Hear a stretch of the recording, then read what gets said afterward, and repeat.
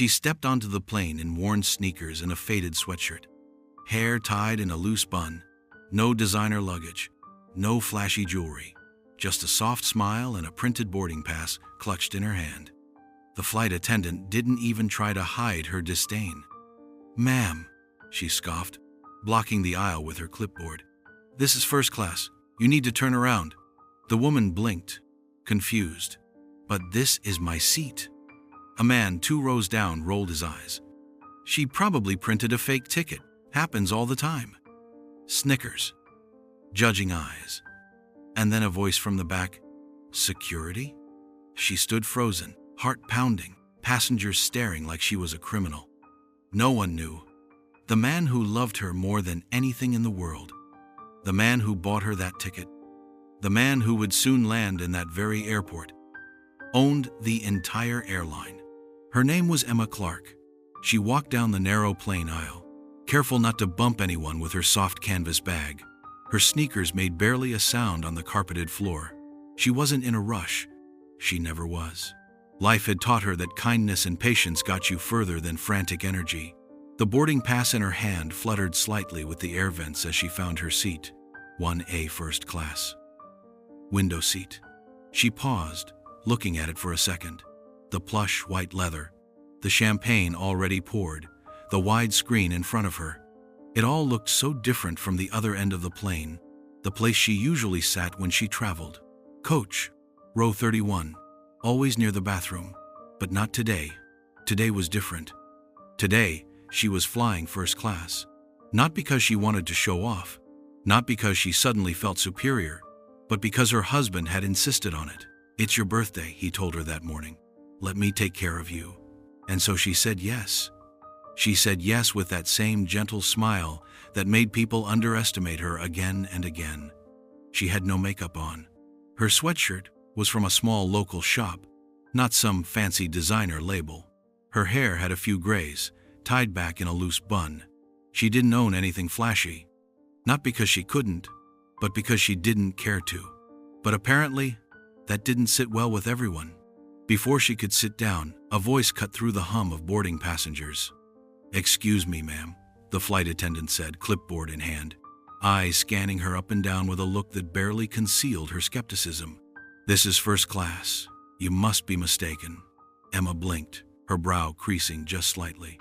"No, I believe I'm in the right place, 1A." She held out her boarding pass. The attendant didn't even glance at it.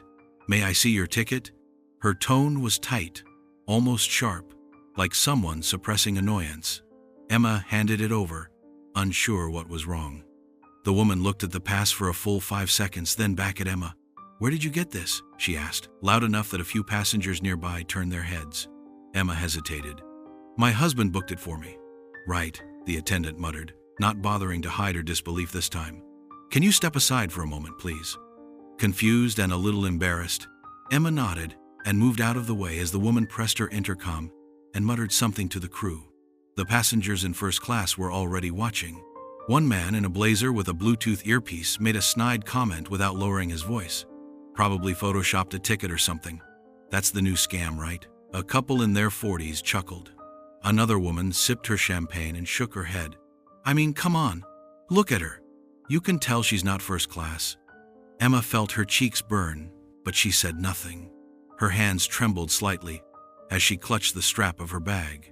The attendant returned with a second crew member, a man who looked just as skeptical.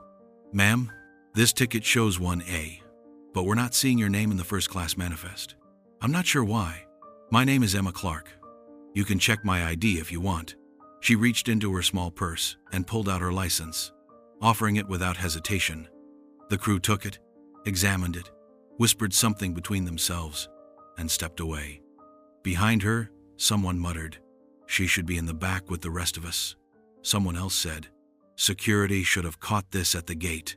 Emma closed her eyes for a moment, willing her heart to slow down. She had done nothing wrong. But the feeling in her chest, tight, small, humiliated, was growing heavier by the second. When the crew returned, the woman didn't even try to be gentle. "We're going to have to ask you to return to the gate, ma'am.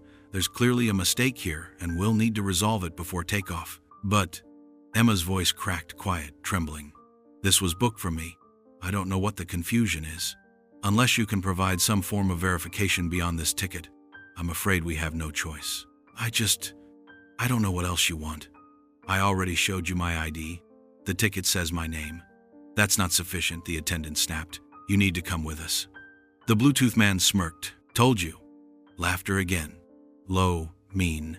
Emma slowly picked up her bag, every movement watched by 20 judging eyes. She could feel them staring at her back as she was escorted down the aisle. No one spoke in her defense.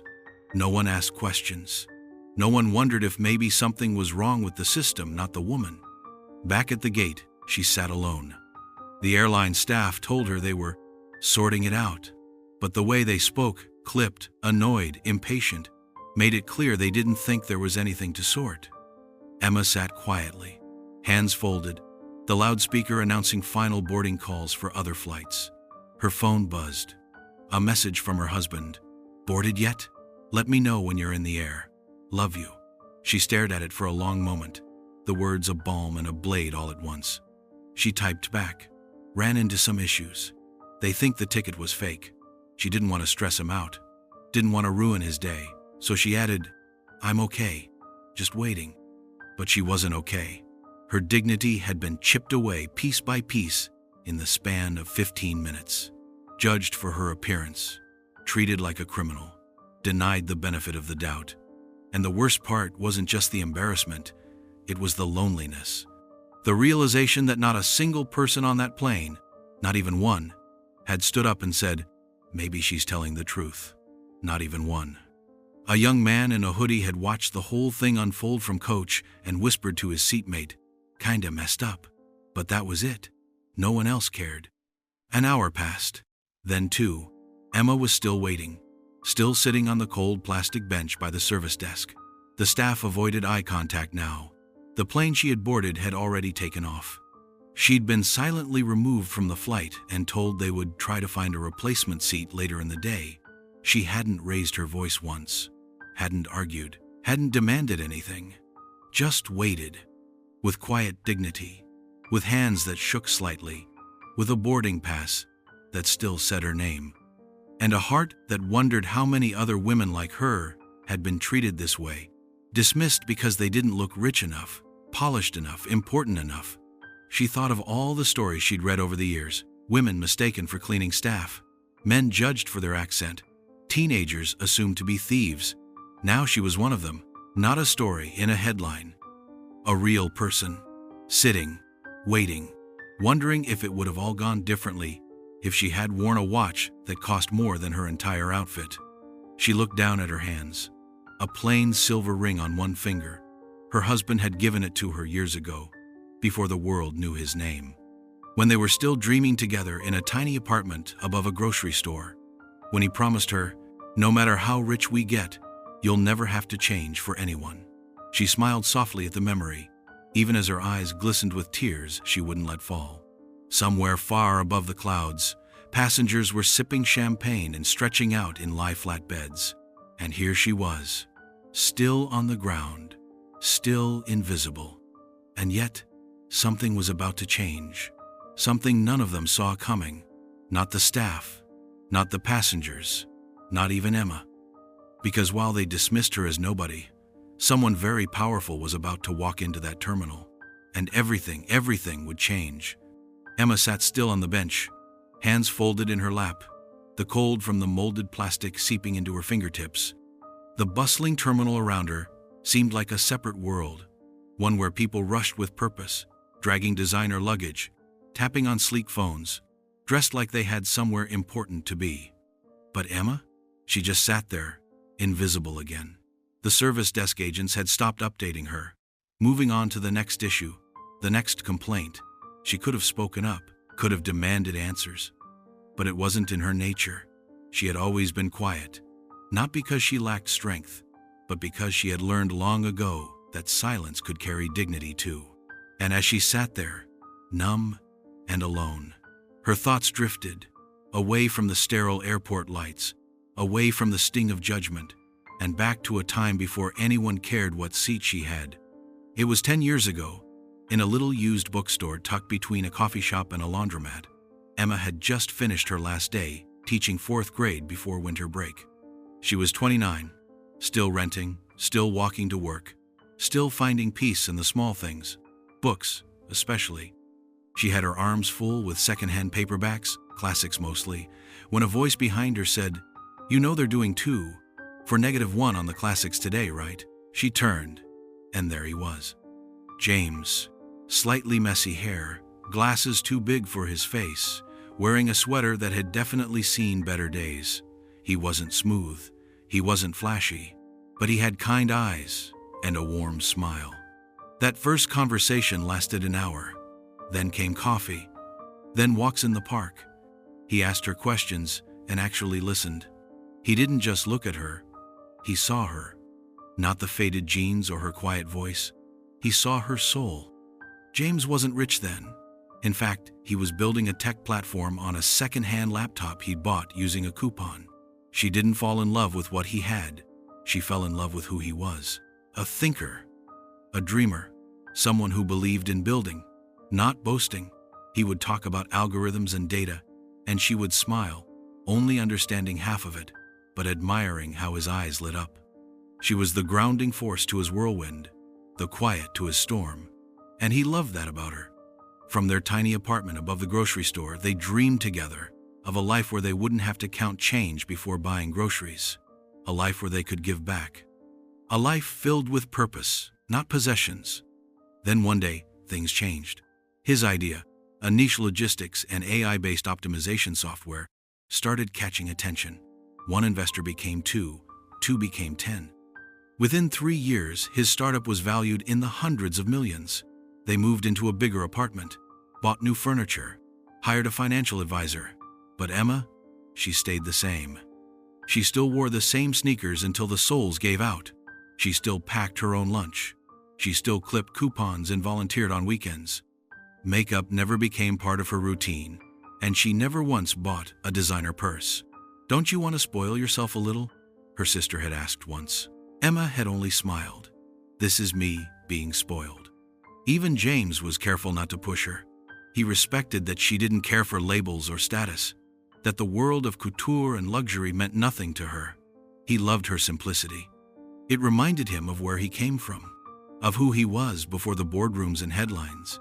Even when the private jet became an option, when they could skip airports entirely, she'd said no.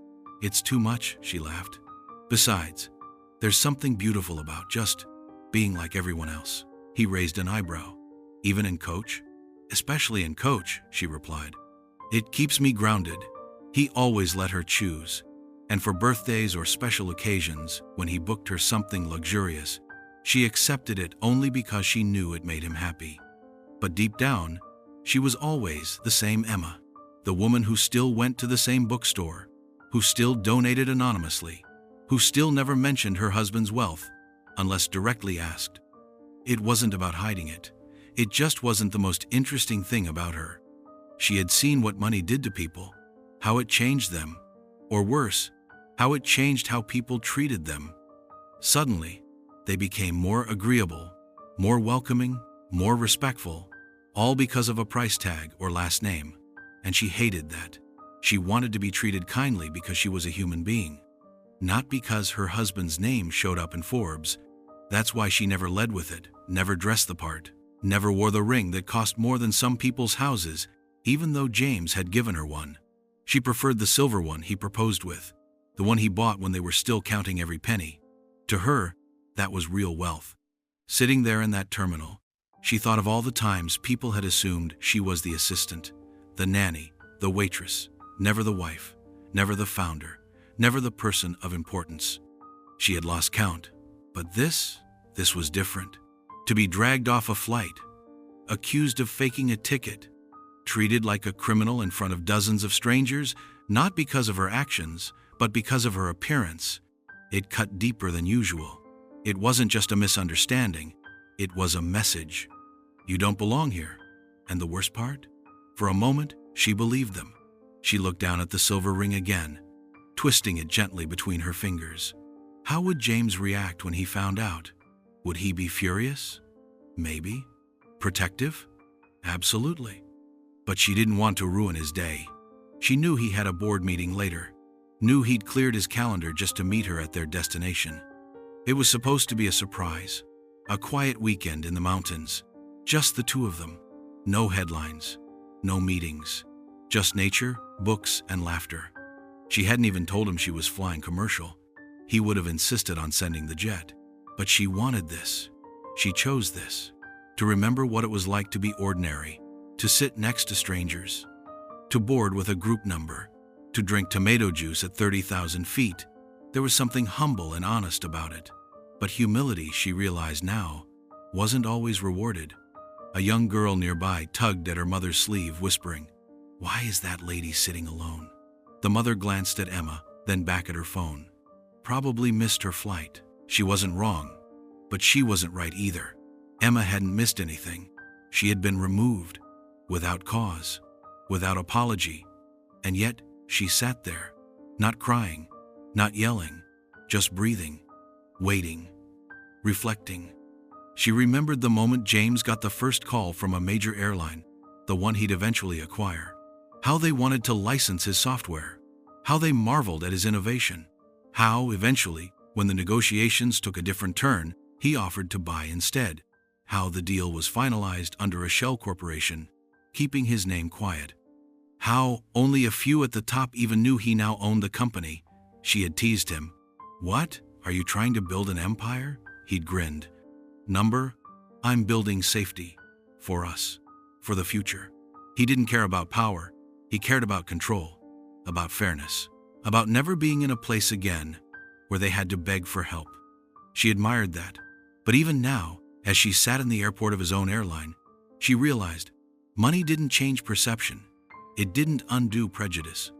And even if he owned the skies, she could still be made to feel small on the ground.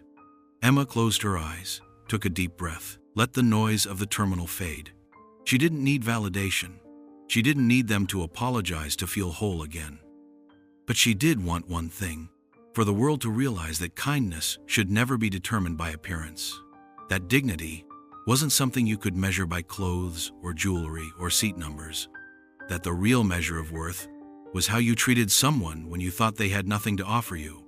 She sat taller in her seat now, shoulders back, chin lifted, not in defiance, in remembrance of who she was, of where she came from, of everything she had built, not with money, but with grace.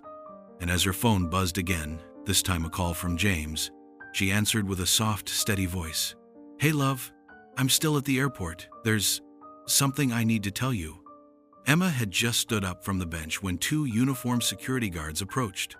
One of the airline managers, the same one who had barely acknowledged her for the past 2 hours, now stood behind them with a look of sterile professionalism. "Ma'am," the manager said flatly, "we need to escort you to a private room to complete verification and investigation procedures." The words were cold, mechanical, as if she were a suspect.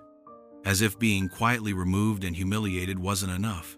She felt the weight of every stare again, not just from travelers, but now airport personnel too, like she was a problem to be solved.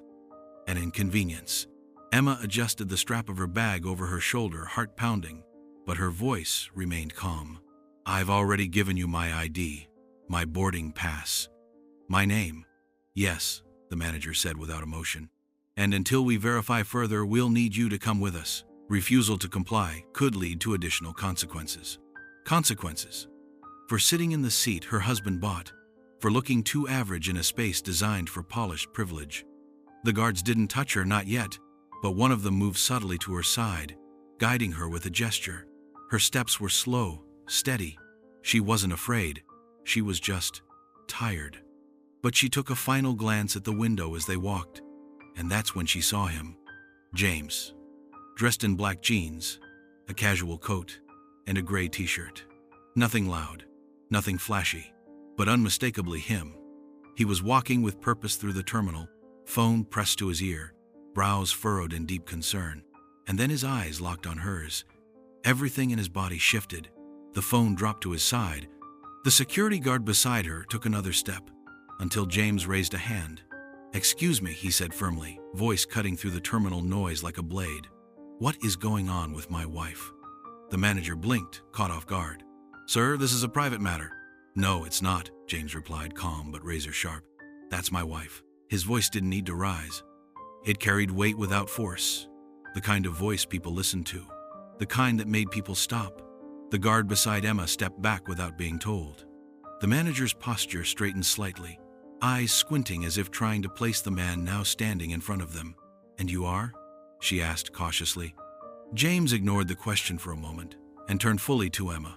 Are you okay? He asked softly, gently placing a hand on her back. She nodded once. They thought I forged the ticket. James's jaw tensed. He turned back toward the staff. Who made that call? Silence. No one answered. The security guards now looked uncomfortable, shuffling their weight. Who decided my wife, Emma Clark, didn't belong in first class? Still no answer. But one of the airline staff nearby, a young woman at the counter, looked up from her computer. Her eyes went wide. She mouthed something silently, then turned and ran toward a supervisor near the gate. That was the beginning of the unraveling. Because now, whispers were spreading, faces were turning, phones were being pulled out. A customer service rep whispered frantically into her headset. Another manager sprinted out of a nearby office. The original flight attendant, the one who had removed Emma from the plane, appeared again, walking briskly toward the commotion. She still had her clipboard in hand, ready to reinforce her judgment, until she saw James, and stopped cold. Her face lost all color. Mr. Clark, she said, her voice small. Is there a problem? James turned, looked her directly in the eye. You tell me. You removed my wife from her seat, accused her of fraud, humiliated her in front of an entire cabin. Did she raise her voice? No, sir. Did she refuse to comply? No, sir, but we didn't recognize her name on the first-class list, and she didn't appear to... Didn't appear to what? James asked quietly. The woman faltered. Didn't appear to belong. And there it was, spoken aloud. The judgment, the bias, the superficial cruelty. In front of everyone, a heavy silence fell over the terminal. James looked at Emma, then back at the stunned group. He reached into his wallet and calmly pulled out a black titanium business card.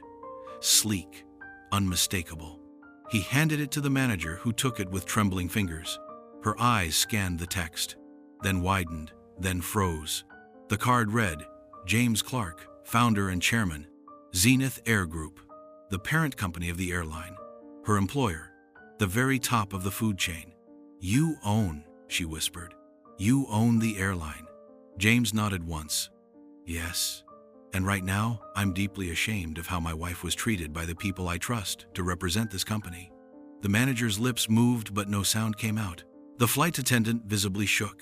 The Bluetooth man from the first-class cabin, the one who called Emma a scammer, had walked over to see what the fuss was about. And now, he stood like a statue, recognition flooding his face. He had seen James Clark in Forbes, on television, in articles about billion-dollar acquisitions, and now he realized he'd mocked and ridiculed that man's wife, out loud, in public, with witnesses. I didn't know, the attendant stammered. We had no idea. James looked at her, then at the surrounding staff. That's exactly the problem. You didn't ask. You judged. You profiled. You embarrassed a woman who did nothing wrong because she didn't fit your mold of what wealth looks like. His tone wasn't angry. It was disappointed, measured, but that made it cut deeper. And you didn't stop there. You escalated. You made her feel small. You turned a birthday gift into a humiliation. And you did it while wearing this company's uniform. The woman's voice cracked. I am so sorry. I never would have. You did, Emma said softly. It was the first time she'd spoken in front of them. You all did. Her voice wasn't bitter, just quiet, steady, tired. The manager looked like she wanted to sink into the floor. Mr. Clark, I promise we will launch an internal... No, James interrupted. I'm not here for punishment. I'm here for perspective. He turned to the other passengers now gathering nearby, phones in hand, capturing the moment. Let this be a reminder. Wealth doesn't always wear a suit. Power doesn't always come with a title badge. And respect should never require proof. He turned to Emma. reaching for her hand. "Let's go home." The manager stammered again. "Mr. Clark, please, allow us to rebook your flight. Full upgrade, complimentary lounge access, anything you need." Emma smiled gently. "It's okay." The manager blinked. "What?" "It's okay," she repeated. "Now you know." She didn't need revenge. She didn't need raised voices or threats. The truth had spoken loud enough. And in the stunned silence that followed, she walked with her husband through the terminal, not triumphant, not smug, just whole again. As they left, someone clapped, then another. A slow, uncertain ripple of applause. Not because of James, but because of Emma. Because of her quiet strength. Because she didn't need to scream to be heard. Because she proved that grace always outlasts judgment. She would never be invisible again.